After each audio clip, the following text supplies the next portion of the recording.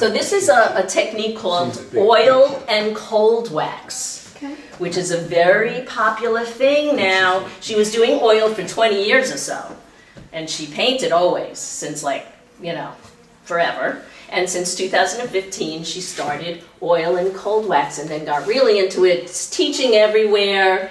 And, she used to do all traditional subjects, nothing like this at all.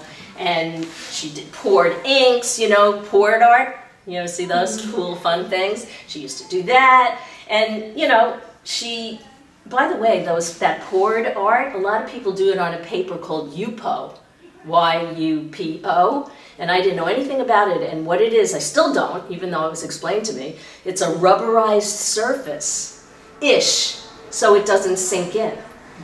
So that's why it's so good for that kind of thing. So the more you talk to artists, the more you get these little hints about what's going on. So once she changed over from traditional, no brushes were ever used and are ever used, squeegees and palette knives only. She works on wooden panels, and she's out for texture. And she works with the 1-inch border first, then she gessos it, she paints the whole thing one color, and then she creates another color on top of that. And then she starts using the squeegees and the tools. She uses tissue paper, which I also use so I can relate to that, stencils, embossing tools. So it's a percentage of having fun and intuition. These are words from her. Sometimes she starts with the color that comes to her overnight. So she'll think the color and then wake up and then she knows what color she's going to use. And she uses oil sticks, which is another 50% wax, 50% oil tool. That's neat. And she hates titles. This is my favorite thing that I ask all artists. What do you think of titles? She hates titles, okay? They're a horrible thing. She goes, titling things is a horrible experience. And I think it's just funny because I understand some artists just don't want any part of that, where other artists think it's the most important thing you could ever imagine.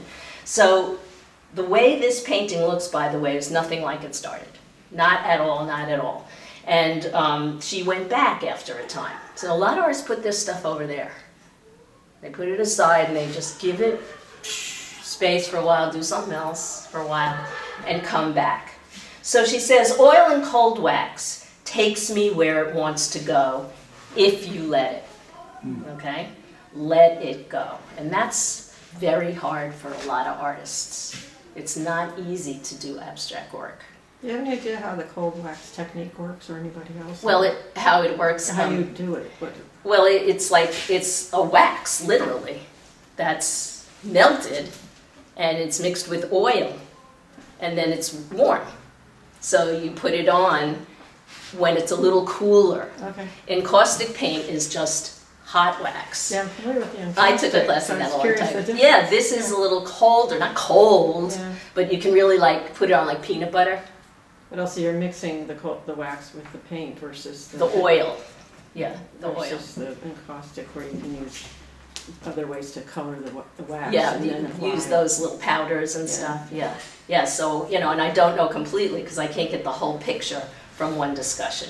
But she really has got it down. She loves it. And just an example of someone who went from traditional, non-traditional, and is into that 100% and teaches it and whatever. She said you need room to do this work, by the way. Yeah. Something to consider. I mean, somebody wants to do something, they don't have enough room, can't do it. Excuse me, you used a word on the other side of your paper. Yeah. Geezing? Gesso? Gesso? What's that? Gesso is a medium that many artists use to coat the canvas first. Coat the canvas with first. It's just like a white paint. Oh, you just go... You just do the whole thing. Okay. So that you seal up, like if it's a canvas, you seal up all that. And it's called? Gesso. Gesso. Yeah, it's white, and a lot of artists use it, and some don't, Yeah.